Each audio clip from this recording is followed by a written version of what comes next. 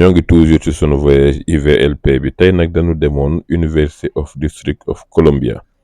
UDC université la boo xam ne communauté noire bi ñoo ko moom fii ci district Columbia. ñoom nag dañu am benn don foncier c'est-à-dire dañ leen may suuf ci biir dëkk bi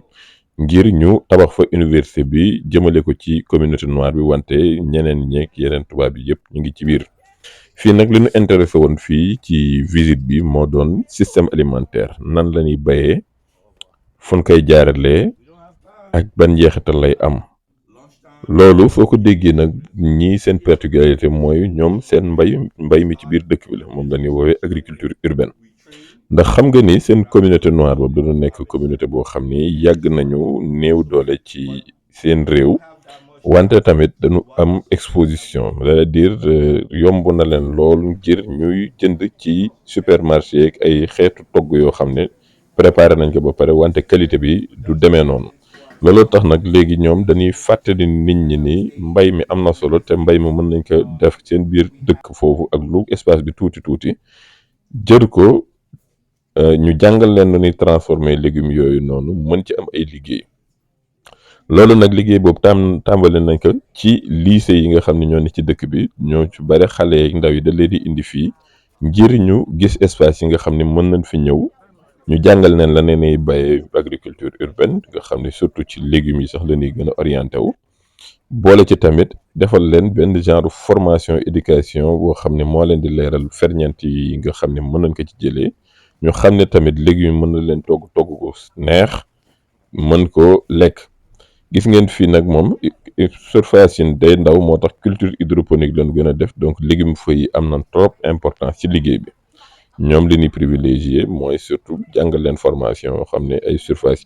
yu ndaw ñu mën ko rentabiliser am ci rendement bu kawe. moo xam li ngay bay léegi nag da nga koy lekk pour sa kër moo xam am na yeneen xeetu liggéey yoo xam ne war na ci mën a feeñ. xam ngeen ni bari na ay entreprise yoo xam ne ci affaire snacking yeeg affaire traiteur la ñuy liggéey ñoo taxoon nag am na benn waañ bu leen wanoon sànq foofu dañ leen fay former ba pare yombal leen location bi ñu am espace boo xam ne mën nañ ñëw tàmbali seen entreprise foofu di liggéey. suñ fa liggéeyee ba pare suñu loué espace bi suñu amee marché mën nañ ñëw foofu def fa liggéey bi. wante li amat importance ci université bi mooy dañuy def recherche boobu nag dañ koy appliquer ci système alimentaire bi nga xam ne moo fa nekk maanaam soo amee aw jafe-jafe te nga xam ni yéen zone bi ci district bi ngeen nekk mën ngeen ñëw ci commune ci université bi ni ko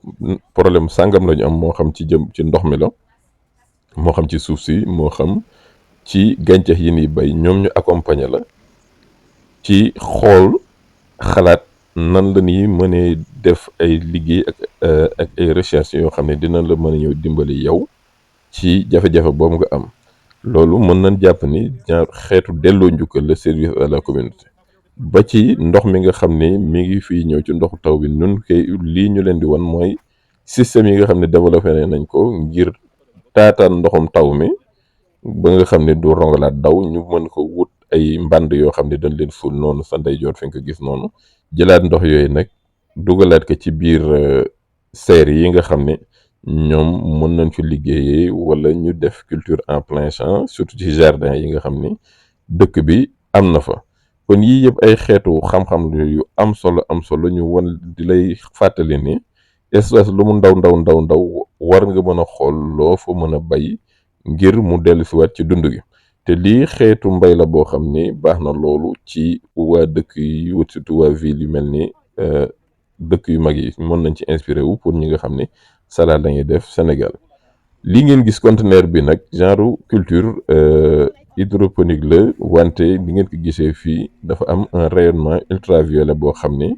éclairage artificiel la ñuy utiliser ngir mën a saxal gàncax yi yu ñu bëgg. gàncax gi bi yoon duñ ko bàyyi mu tëdd mais day taxaw. yii moom am na waxtaan boo xam ne defoon nañ ko ci seen YouTube bi ci rayonnement ultraviolet maanaam njeexitalul leer gi jóge ci naaj bi ban njeexital lay am ci gàncax gi. fii nag dañu jël benn couleur boo xam ni seetlu na ni gàncax gi suy jàkkaarloo couleur googu màggam day gën a gaaw moo tax moom lañ utiliser. conteneur bi kon fii la ndox mi di jóge ñu del benn système boo xam ne ndox mi ci kaw lay jaar di wàcc di rongalaat jaar ci lii mel ni éponge mooy jox ndox mi muy jóge ci kaw wàcc si suuf ñu récupérer waat ndox mi mu nekk benn genre cycle fermé. xam naa ni sama gaañ yi dinañ commencé xalaat kon lii nan lañ ko war a fertiliser. fertilisation bi tamit dañ koy injecté ci tableau yi ngeen di gis te dafa ànd rek contrôle lu pH mètre bi ak EC mètre bi salinité bi ak caf ko ndox mi comme loolu moom bàyyi ngeen ko xel. lii nag mooy food truck bi nga xam ne moom la ñuy def ci dëkk bi ngir sunu lu nu def ci waañ woowu ci biir université bi mën nañ ko jaay ci bunt bi ngir jàngal ñeneen ñi ni mën nañ ko jëriñoo wala jamono yi nga xam ni jafe-jafe amoon na comme Covid bi genre truck bi daan na génn di wër di jàppale nit ñi nga xam ni amuñoon accès ci dundu gu sell gi.